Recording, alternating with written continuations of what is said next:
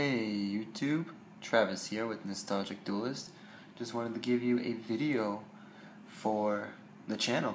I know it has been forever since I've done anything with the channel, and kind of sorry for that. I moved in with my dad about like a couple months ago, and it's been a little rough starting because of some things, and life is really getting in the way.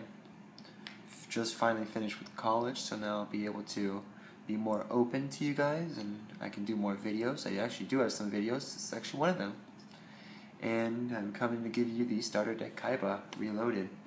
For all those who remember the original, it kind of is the same, with the exception that if you look on the back of the thing, you're actually going to see that it has the Blue Eyes, the Voice Raider, and his Lajin. This is also around, but this came later. And as you can see, there's a lot of the same cards that you do see: Aqua Matador, Battle Ox, Luster Dragon, definitely X-Head Cannon. A lot of those cards are pretty original. Look at some of the spell cards. Tribute of the Doom, that was there, let's see, Stampeding Destruction, kind of was there. Enemy Controller, it's a definite. Burst Stream of Destruction is old as time itself. Shrink is, yes, definitely was there. Shield Crush, Silent Doom was there on his cards. Draconic Tactics is more of a new card. It's actually from the newer Blue Eyes deck.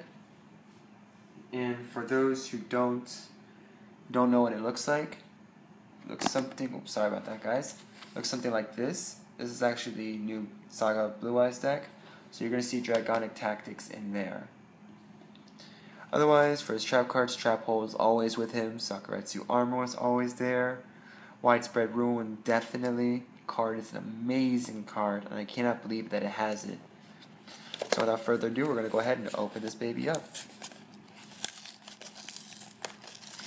Could have just like ended the video right here and just let you guys decide to see how this deck was going to be formed. So as we all know, all decks come with a beginner's guide, Pish Posh, if you even want those. Also comes with one of these like original starter kits. But basically this is the starter kit, so it shows you all the phases of Yu-Gi-Oh! So you can see it does start with your draw phase, obviously, draw a card. Standby phase is pretty much the phase before the first, speaking of which. From there, you go to your battle phase once you have your monsters on the field. After that, if you have any cards you can still do or summon, then main phase 2 will be your best phase. And then of course, end phase, then your opponent's turn, and rinse and repeat for yours as well. Now from there, like every game, and I noticed this with Magic, Duel Masters, even though that doesn't exist anymore, Naruto and Pokemon, they always come with one of these, where they show you about the best tins or latest tins of the year, the legendary collections, some leagues you could join, and they come with these as well. They try advertising some of their other products, other starter decks, and of course some of the popular packs that are going around during that time. And then of course some of the newer stuff, like the Judgment of Light is definitely newer, and the War of the Giants is not really so much new as opposed to very good. Of course the deck list, and why not? They have these where they show you like strategy cards, cards you can use to maximize the potential of your deck. So you can see the Burst Stream of Destruction is only one, and you see like the rest do have some type of strategy to it. So without further ado, let's go ahead and look through the deck.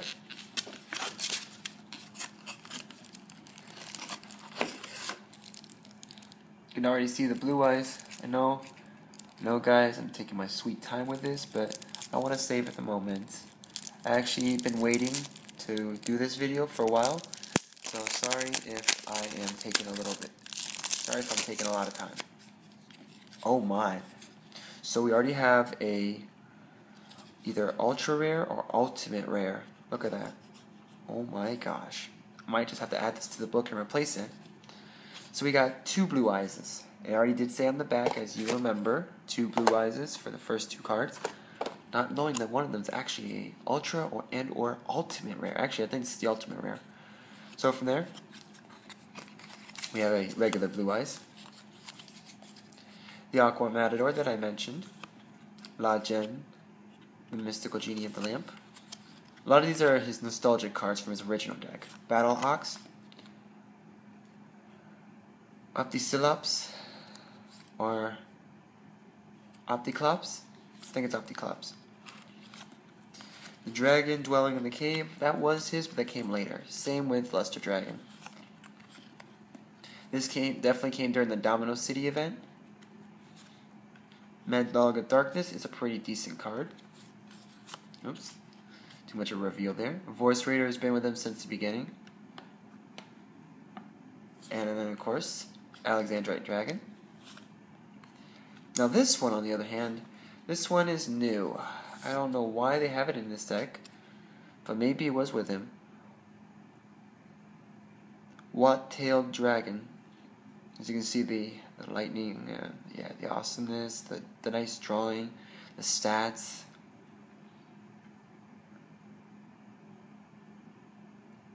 And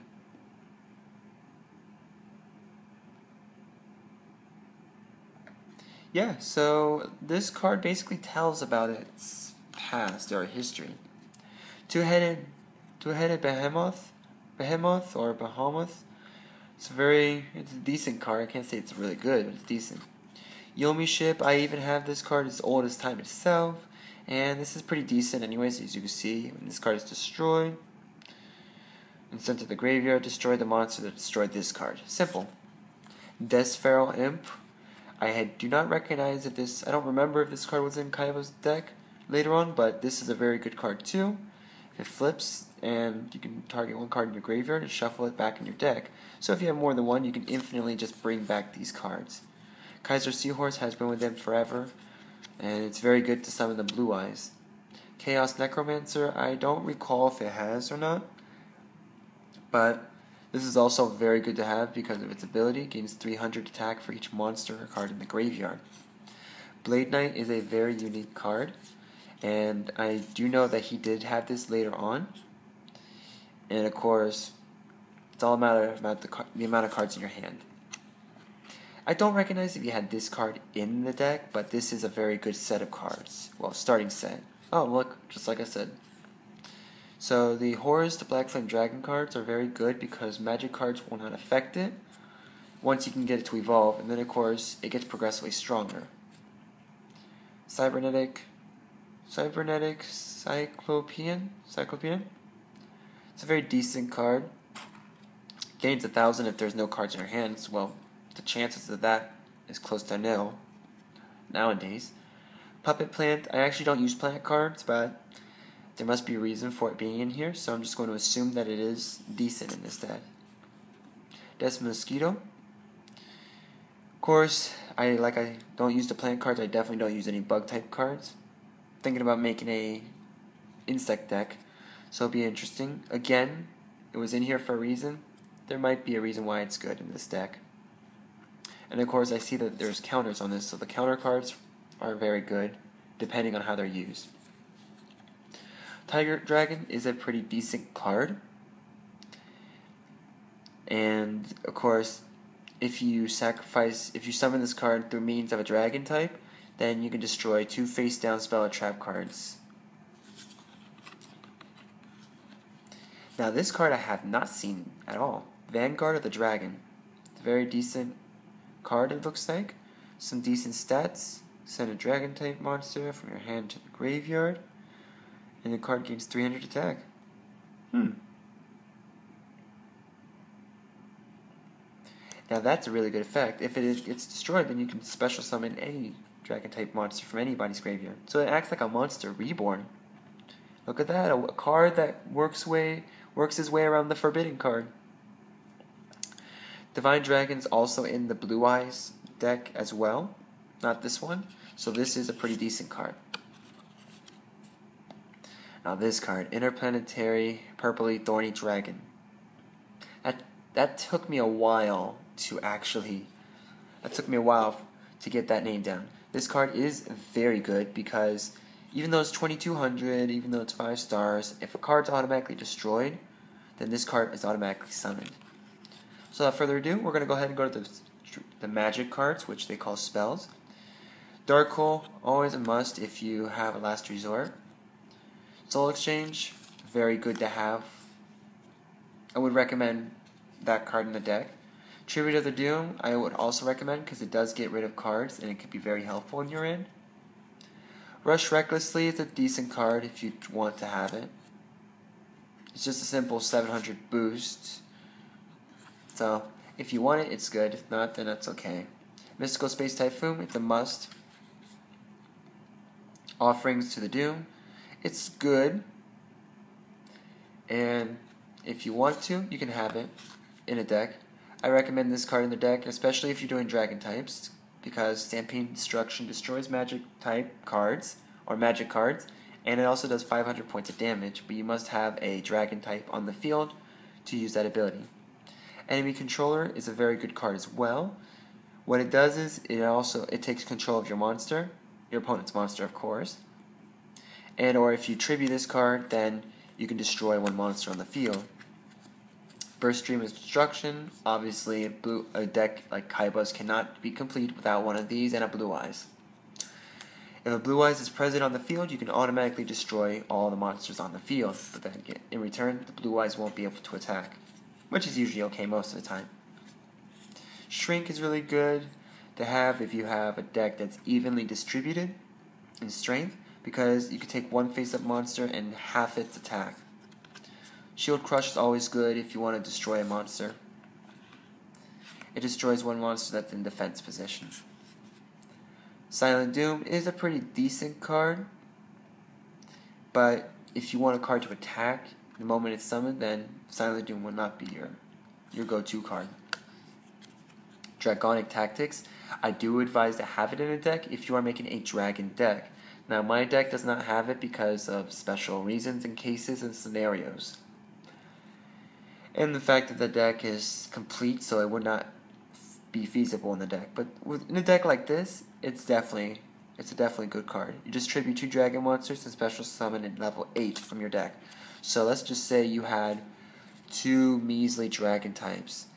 Let's see if I can find them for you in this deck. I know we're just about to go through them. Let's just say we had this card on the field and the other, and this card on the field, or better yet, this card. I use Draconic Tactics. I could take this card away and this card to the graveyard and special summon, or should I say, and special summon one of these babies. Bam! Blue Eyes. So, it is a decent card and it is good. Now my friend Zach does have this for his deck. The Shard of Greed is a pretty decent card.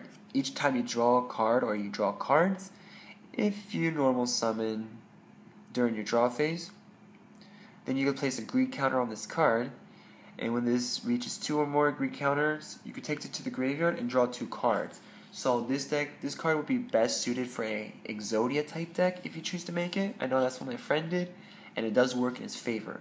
It also can work in this too because of drawing the right cards.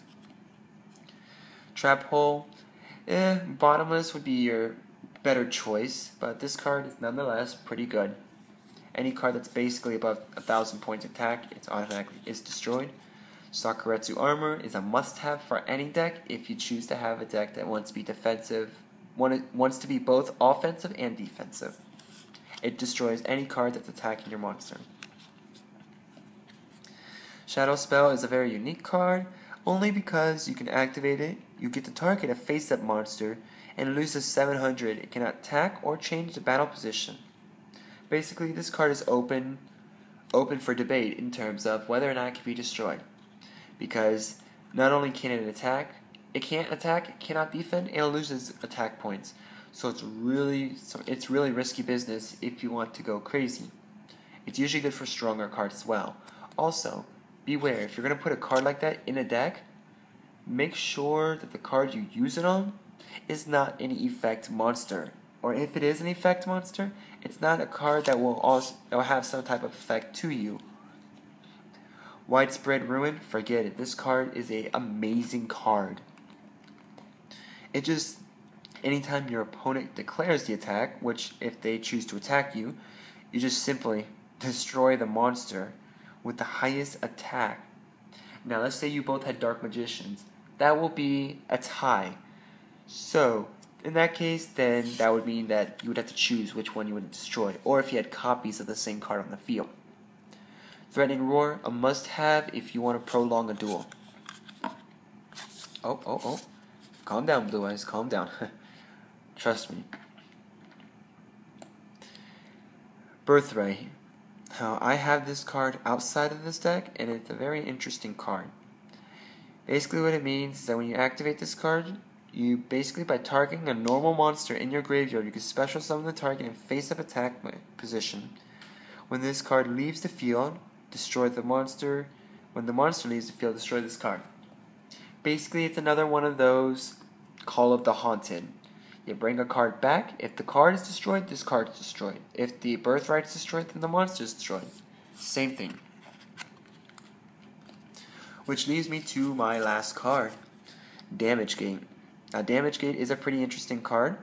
When you take battle damage, you can target one monster in your graveyard with less attack, less than or equal to the amount of damage you took, and special summon the target. It's the same thing with Damage Condenser, with the exception that Damage Condenser does not revive monsters from the graveyard. It only takes out from your hand and or deck. This card is actually very useful, and I might get it later on for my deck, because you can actually take from your graveyard. And trust me, there are cards in the graveyard you can always use in a duel. Just want to thank you for watching this video. Again, if you like this video, or if you want this video to be improved on, just go ahead and leave a comment in the section, below. I will put a description of everything on this deck, or not on the deck, but the video, about where you can contact us if you do. We do have a Facebook /Nostalgic Duelist. I think we have a Twitter account too. I will have to check with Zach. And of course, you can always subscribe, rate, and like if you do like these videos, and also share them. Don't be afraid to. For those who are just getting started with Yu-Gi-Oh!, you can watch our videos. We do deck reviews. We do, as you see, we also do structured deck reviews, and whether or not they're feasible. I think this structure deck is a good way to start off, because unlike decks nowadays, especially if you're really late in the game, this does give you a good overlook about all the different packs that are out there, collection boxes, other intro decks, packs and mats, and then of course, strategies. These are always very good to have if you're just starting. Plus, the field itself actually has all the phases on it, so you will be able to learn how to play the game without really having to play. And then of course, you always have the beginner's guide. I always recommend for those who are new to read the beginner's guide. It does show everything you practically need to know about the game not to a science, but just for starters. So again, this is Nostalgic Duelist, Travis with you guys, and I will see you guys in the next video. Thank you. Have a nice day.